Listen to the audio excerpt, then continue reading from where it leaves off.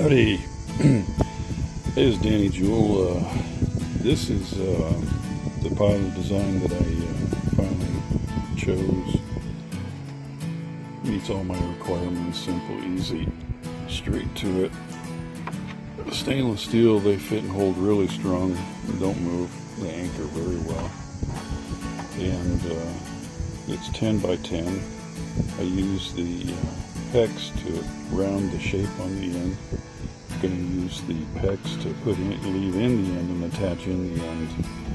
I'm not sure exactly how at this time. My decision to come later. That'll help to keep it from getting damaged at the end and make it last longer. Otherwise, you can imagine sticks, rocks hitting that aluminum, bending that aluminum, ripping the aluminum, twisting the shape and stuff. So that's going to help with the lack of need of maintenance and replacing. Okay, here's what it looks like when I get it ready to put onto this paddle here. And so that's the kind of shape it has to be bent in, and then it'll squish down, you see, to allow me to get that shape on the piece of wood. Paddles are 8" by 4". I'm sorry, 10" by 4".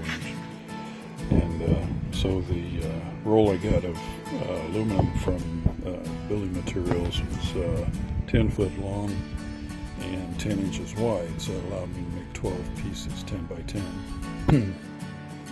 This is the part I was mostly dreading all this time, the decisions I'm just going to have to make. Do it without much help. I tried hiring and giving good money to take him to do it and stuff, but I guess I just wanted to do it myself. So here we are, pre-drilled holes. I don't have a jig set up. I wish I had a shop where I could set the jig up and just repeat these processes and make it go a lot quicker. But here are the holes up here for the paddle, the bottom of the paddle. These are 2 holes which I made to handle the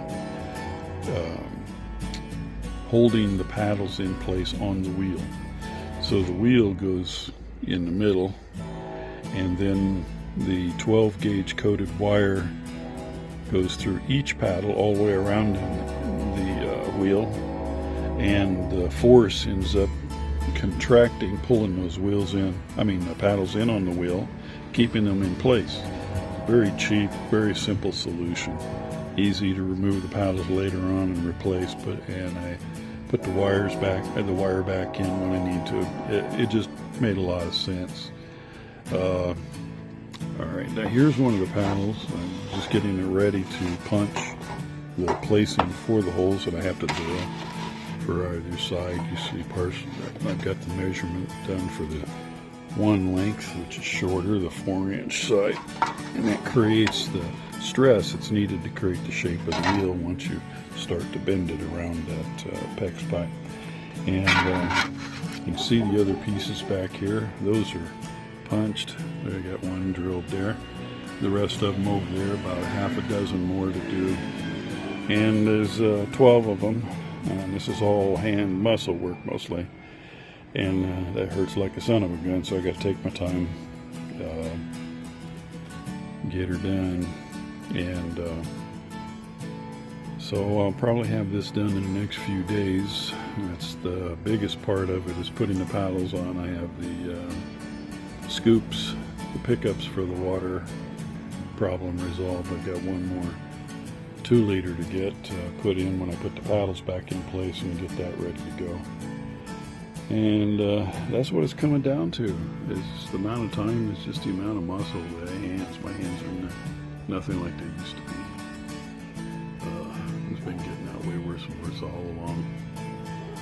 But I will get her done. Yep. And now I have that spiral wheel paddle pump finished and ready to test.